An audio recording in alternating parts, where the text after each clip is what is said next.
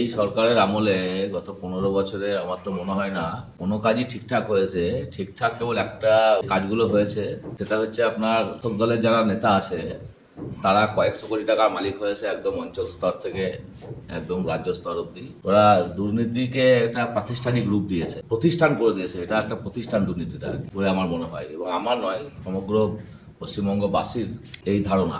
দেখুন, শুধু আমার এলাকা বলে নয়, পশ্চিমবঙ্গের যত্র তত্র সর্বত্র টিএমসি বিরোধী মনোভাব সমাজে চলছে, কিন্তু তৃণমূলের যে পুলিশি নির্যাতন, পুলিশি জুলুমবাজি, এই পুলিশের ভয় দেখিয়ে মানুষের কণ্ঠ রোধ করার চেষ্টা করে যাচ্ছে, যা আগামী নির্বাচনে তৃণমূল সেই ব্যাপারে সফল হবে বলে আমার সন্দেহ আছে। সফল হবে না বলেই আমি বিশ্বাস করি।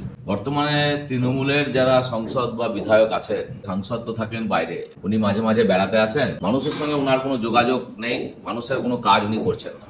আর বিধায়করা তো নিজেরা টাকা লুটতে ব্যস্ত, টাকা ভাগাভাগি নিয়ে বিধায়কদের সঙ্গে ব্লক সভাপতিদের মানে ঝামেলা, এটা তো আপনার খবরের মাধ্যমে গোটা পশ্চিমবঙ্গবাসী দেখতে পাচ্ছে, পশ্চিমবঙ্গের গোটা ভারতবর্ষবাসী দেখতে পাচ্ছে।